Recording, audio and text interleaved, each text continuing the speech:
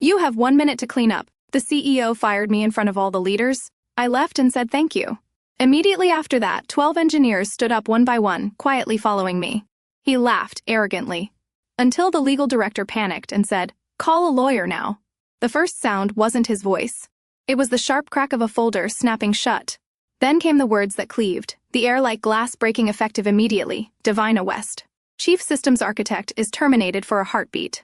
The boardroom held its breath, charts froze on the projector. Pens hovered above notebooks, no one blinked. And at the head of the table, Marcus Hale, our newly crowned Chief Executive Officer, delivered my execution with the calm detachment of a surgeon. He didn't flinch. He didn't even look at me to him. I was an obstacle, not a person. I felt the blood rise hot behind my ears. 6 years of building Apex Nova modular platform, line by line, clause by clause, reduced to a single sentence. The humiliation wasn't private. It was a spectacle. Every director, every vice president in the room watched as I was erased. Still, I didn't give Marcus the satisfaction of outrage.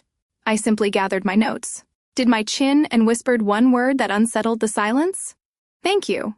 Few people shifted uncomfortably, mistaking it for surrender, but they didn't know what I knew. How are you doing today? Did you manage to step away from the screen for a second? Maybe just look out the window at the sky and remind yourself there's a bigger world beyond deadlines. Before diving into this chaos with me, I'd love to know where you're watching from. This story has already pulled you in. A quick tap on the like button, and hitting subscribe means a lot. It's free. It helps us keep telling these stories every day. I had been more than a title on an org chart. As Chief Systems Architect, I had been the spine of this company. I was the one who negotiated survival when budgets collapsed, the one who coded through blackouts, the one who made Apex Nova is $180 million. Flagship platform possible, carried the late nights, the skipped family milestones, the endless fight to prove that work done in a cramped lab mattered more than empty speeches upstairs. Marcus had none of that weight. His resume was slides and sound bites, polished in consulting firms where nothing real was ever built. He strutted into the CEO's chair armed with jargon, synergy, streamlining, low-hanging fruit, as though words could replace the years I had carved into steel and silicon. He was a man intoxicated by titles, blind to the substance beneath them. That morning crystallized the truth. Marcus believed firing me was efficiency. He thought he had won. But while the board stared at me like a casualty, I felt something sharper than despair, certainty. The certainty that I had prepared for this very betrayal. And Marcus Hale, CEO or not, had no idea how much power he had just handed back to me. The silence after my firing followed me like a shadow. It stretched down the hallway into the elevator, out into the parking lot where I sat gripping my steering wheel, long after the engine should have started. For 6 years, I had been the anchor, the one who studied the storm, and in less than a minute, Marcus Hale, the new CEO, had cut me loose in front of the very people who once praised me as indispensable. What I didn't expect was how quickly the chaos would ripple through the team. By the next morning, my phone lit up with messages, not of support, but of confusion. Logan wrote, "Are we even allowed to keep working on the code?" Priya added, "HR says everything is paused until new leadership is confirmed." Dylan, ever, the cynic, simply messaged guests were disposable. After all, their words bled with exhaustion and disbelief. These were some of the brightest engineers I had ever worked with, and they suddenly sounded like soldiers abandoned mid-battle. I stared at each text, my chest tightening. The emptiness was unbearable. I had fought so hard to protect them, to carve out a space where creativity thrived, where deadlines didn't kill souls. Now they were drifting, untethered, questioning whether their careers had collapsed overnight. Because of one executive's arrogance, I felt guilt, not me. Had I failed them? Had my silence in that boardroom condemned us all? Doubt seeped into every corner of my thoughts. I replayed the moment I whispered, "Thank you," over and over, wondering if it sounded cowardly. If they believed I had simply accepted defeat for the first time in years, questioned my own instincts. Maybe Marcus was right. Maybe leadership could be replaced by someone with the right smile and the right connections. Then at 3 in the afternoon, my phone buzzed again. This time it was Jason, the intern. He wasn't supposed to know anything beyond Q&A protocols and bug reports. His text was short, almost casual. "They don't know who holds the original patent. Do they?" I froze my heart, thought it in my chest of all people. Jason had glimpsed the truth. The silence that had felt like a tomb suddenly cracked open. He was right. They didn't know. Marcus didn't know. Board didn't know. Not one of them understood that during the budget cuts 2 years earlier, I had secured the modular patent under a separate entity, Redline Systems, my entity, the original design, the licensing rights, the framework that powered everything. They weren't sitting in Apex Nova's vaults. They were sitting in mine for a moment. The emptiness eased, doubt still lingered beneath. It sparked something I hadn't felt since the firing leverage. Jason's question reminded me that the game wasn't over. In fact, it had barely begun that night. My apartment looked more like an evidence locker than a home. Contracts, binders, and scribbled notes were stacked high across the kitchen table, spilling onto the floor in uneven piles. The lamp above me flickered, casting long shadows over the mess. I could almost hear Marcus Hale in his glass-walled penthouse across town, sipping something expensive while rehearsing sound bites for tomorrow's investor call. He had the skyline. I had peeling paint and paper stained with coffee rings. The contrast was almost comical. I sat there in my chair, wrapped in silence, the kind of silence that presses against your chest and makes the air feel heavier than it should. My phone buzzed occasionally with another anxious message from one of the engineers. But I didn't answer. I didn't have comfort to give. All I had were the files I dragged out of storage boxes, remnants of every contract negotiation, every budget meeting. Every moment I had fought tooth and nail to keep our project alive. The loneliness was sharp. I had given years of my life to Apex, Nova, and in return I was discarded like a worn-out circuit board. The thought clawed at me. Maybe they were right. Maybe I was done. Every time that doubt whispered, another voice pushed back, the one that had kept me awake through all night as the one that had fought through budget cuts, the one that refused to let my work vanish under someone else's name. My eyes burned as I flipped through folder after folder. It felt pointless, like digging through ashes until I opened one yellow envelope, tucked beneath a stack of old quarterly reports. Inside was a printed email, time-stamped 2 years earlier. I remembered it instantly. Finance had announced a budget, realignment, translation. Our team was about to be gutted. That was the night I had stayed up until dawn drafting an alternate plan, one that routed our modular system through a separate legal entity. My pulse quickened as I read the words again, this time slower, letting each sentence cut through the fog of exhaustion, buried halfway down. The email was a clause, so ordinary. It almost looked harmless. In the event of termination of project funding or leadership oversight, all rights revert to the original architect until full reintegration. I set the paper down, my hands trembling. That was the thread. No one else had noticed. Marcus thought stripping me of my title gave him control. He thought public humiliation erased years of preparation. But what he didn't know, what none of them knew, was that their act of cutting me off triggered the very clause that placed the patent squarely back in my hands. The room was still small, still cluttered, still suffocating. But suddenly it felt less like a prison, and more like a command center alone, exhausted. Absolutely. Beneath the ache sat something harder, sharper, resolve. They had just handed me the key. First crack in Marcus Hale's. Empire arrived on a Thursday morning, precisely 9 days after my firing. I wasn't there in person, but I didn't need to be. Word travels fast and tech faster still when something goes wrong. In front of money, the investors had flown in from 3 cities, squeezed into Apex, Nova, sleek glass auditorium. For the highly choreographed product demo, Marcus had promised them a flawless performance, the kind of show that convinces cautious men in suits to loosen the strings on billion-dollar checks. Instead, what they got was silence.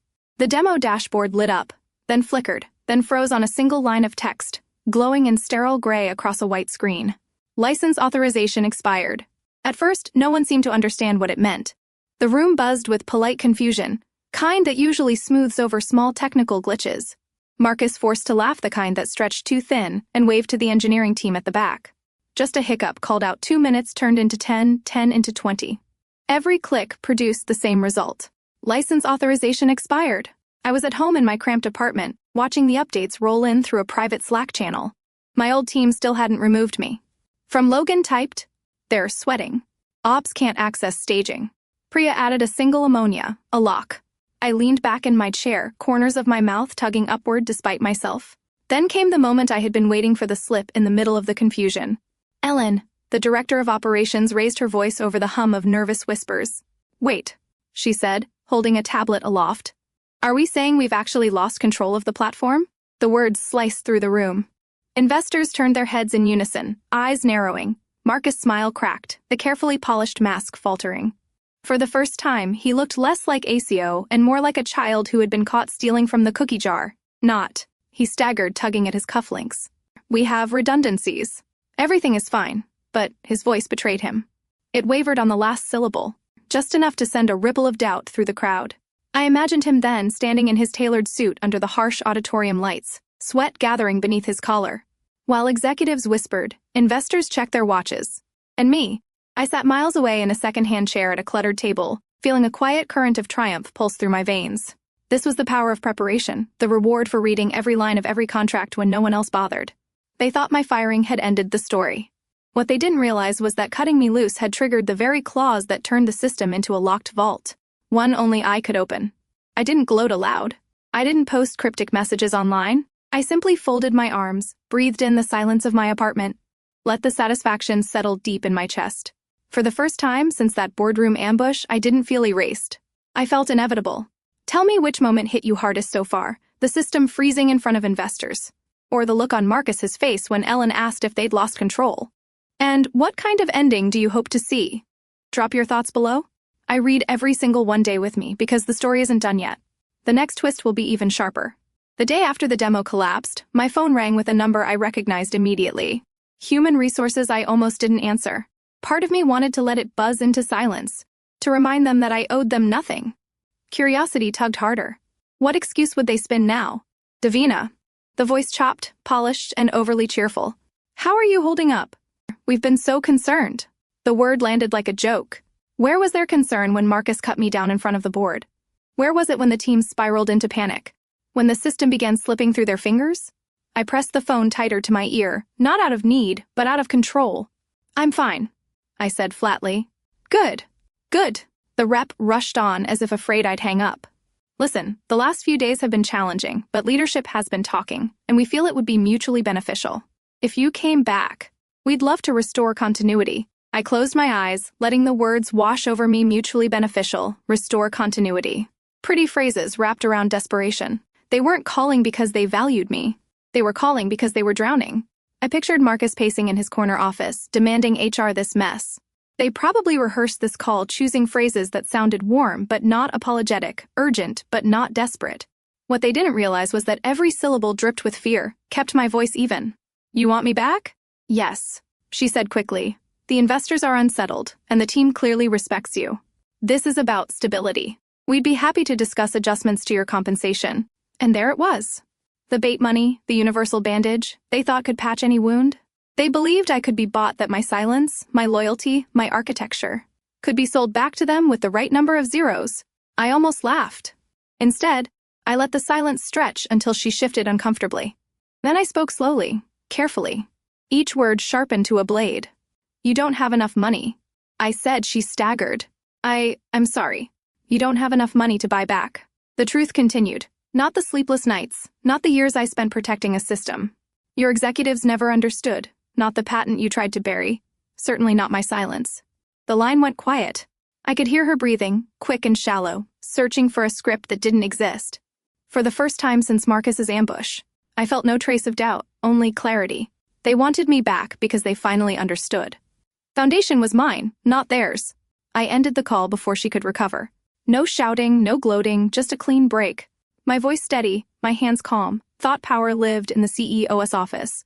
That day, I knew the truth power lived in the refusal to be bought. 2 days after I hung up on HR, an email slipped into my inbox with a subject line that made me pause. Invitation to discuss strategic alignment. The sender wasn't Apex Nova. It was a name I hadn't seen in years. Ardent Dynamics, one of our fiercest competitors. I stared at it for a long minute. My finger hovering over delete it smelled too convenient, too perfectly timed. The system had barely stumbled. The board was scrambling. And now a rival wanted a conversation, red flags everywhere. Still, curiosity is a stubborn thing. I opened it. The message was short, almost cryptic. We understand the current turbulence. If you're open to dialogue, we'd like to meet. C. Dalton, Chris Dalton. The name hit me like a memory jolt. He had been one of ours once. A senior engineer with a sharp mind and sharper tongue. Years ago, Marcus had dismissed him in a restructuring, calling him unmanageable. Chris had laughed bitterly, said Marcus wouldn't know innovation if it bit him, and walked out. Now here he was, representing Ardent. My instinct screamed caution. Rivals don't reach out of kindness. They reach for leverage. Still, I agreed to coffee in a quiet cafe on the edge of downtown, the kind of place where the music was too soft. And the waitstaff didn't eavesdrop. Chris looked older, lines carved around his eyes, but his grin was the same, half amusement, half challenge. Divina West, he said, lighting into the booth across from me. Didn't think I'd see the day you'd be on the outside looking in. Life surprises. I answered, evenly, chuckled. Marcus always did have a talent for driving out the ones who actually matter. First me, now you, though I'd say you built a hell of a lot more before he shoved you aside. I studied him searching for the angle. You didn't ask me here to reminisce. You're right, Chris said, leaning in. Ardent wants what you built. We followed the fallout, investors whisper, clients doubt. And I both know the system doesn't move without you. My pulse quickened, but I kept my expression still. What makes you so sure? That grin again, sharper this time, pulled a tablet from his bag, slid it across. On the screen was a copy of the Apex Nova licensing document, the same contract I had drafted 2 years earlier. He tapped a clause highlighted in yellow. Marcus doesn't know. Does he that you're the only one who can activate the modules without you? It's just a shell for a moment, a cafe noise dimmed, as if the world held its breath. I glanced at the words I already knew by heart. Clause 7, 2, 1, the oversight clause. My clause. Chris sat back satisfied. So Davina question isn't whether the system works. It's whether you want it to work for them, or for someone else. I sipped my coffee, masking the storm inside, caution coiled tight around my ribs. But beneath it, curiosity flickered for the first time. Someone outside Apex Nova spoke the truth aloud, and that changed everything. The morning headlines almost made me laugh. Apex Nova restores stability system back online. Marcus must have fed the story to the press himself, plastering his face across every outlet as the savior who tamed the storm. He strutted before the board that day, declaring the system fully restored, thanks to the heroic efforts of develops. He spoke in clipped confidence, his voice full of authority. As if the clause I had written 2 years earlier didn't exist for a few hours. People believed him, the board stopped panicking, investors relaxed, even some of my old team messaged me in confusion. Did he actually fix it?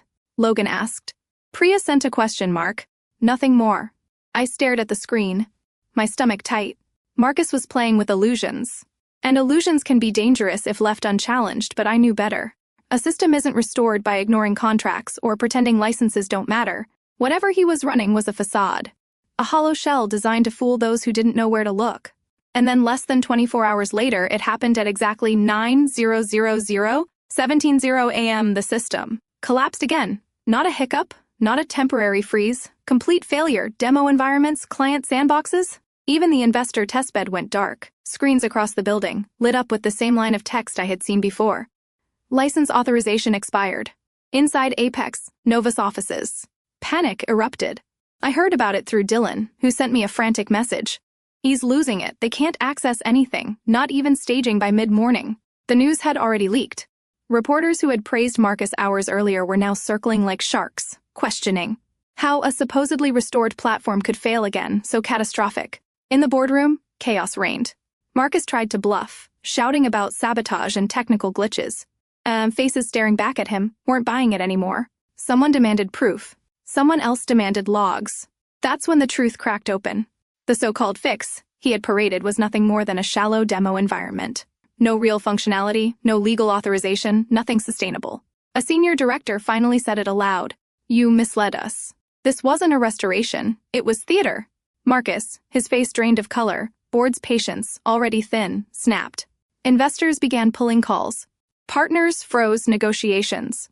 The man who had sauntered into his CEO role full of swagger now looked like a cornered animal, eyes darting, sweat gathering along his collar. I sat in my apartment, watching it unfold in real time through updates and whispers, chaos rippling outward. And for the first time, it wasn't my chaos to carry. It was his. The system was doing exactly what it was designed to do, protect itself from hands that didn't belong. And Marcus Hale had just been unmasked as a fraud in front of everyone who once believed him. When the call from the board came, I wasn't surprised. The system's second collapse had left them with no choice. What did surprise me was how quickly the tone shifted from dismissive to desperate. They wanted me in the executive chamber by morning.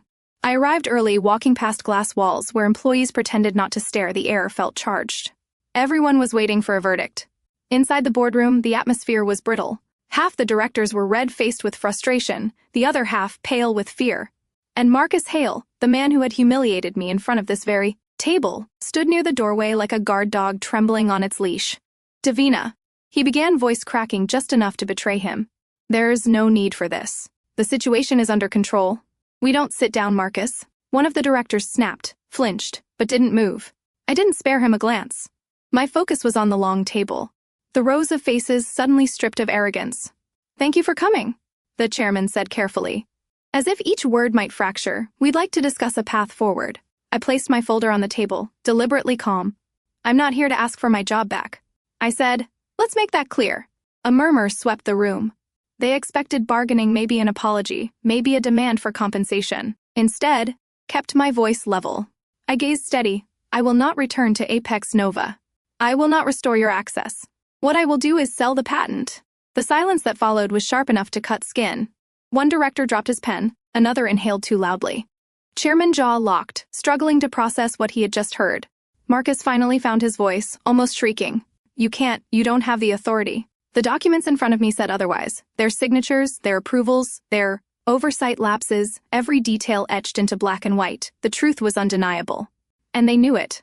I leaned back in my chair, chill of my certainty, filling the room. This isn't a negotiation. It's an outcome. The boardroom shock still lingered in my mind. When I stepped into the marble lobby of Ardent Dynamics, 2 days later, the air smelled of polished ambition, new carpets, fresh paint. The quiet of people who weren't scrambling to cover up a collapse. For the first time since Marcus had cut me down, I walked into a room, not as a cast-off, but as the person holding the keys. Chris Dalton was waiting, the same sharp grin on his face. He didn't bother with small talk. They know you won. He said, the only question left is whether you'll let them live with the ruins or let us build something better. In the conference room upstairs, the contract lay open, numbers written so large they almost looked unreal. $1.1 billion. My name printed neatly at the top, no longer attached to Apex Nova to me alone. Signing it would mean cutting the last tie, ending the sleepless nights, spent fighting for a company that had discarded me.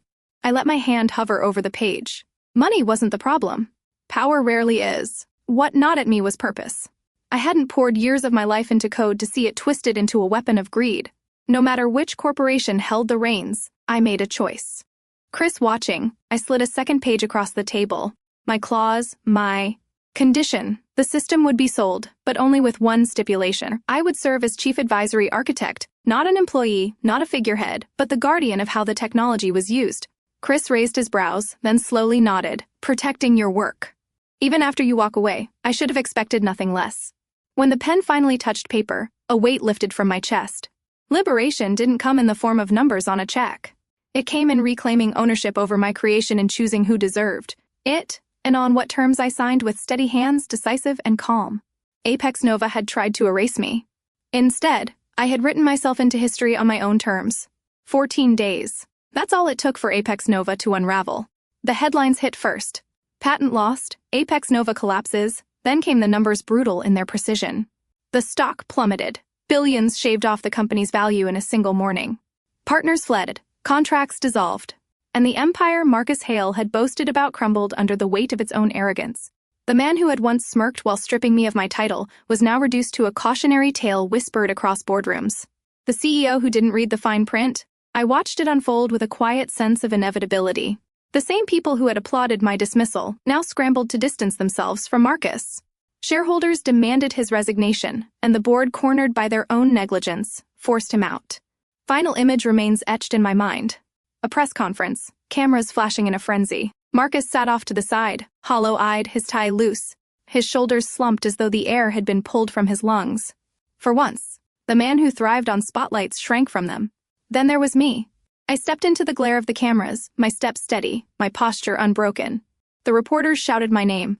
The lenses followed my every move, and the contract waited before me. I lifted the pen. The weight of years condensed into that single moment.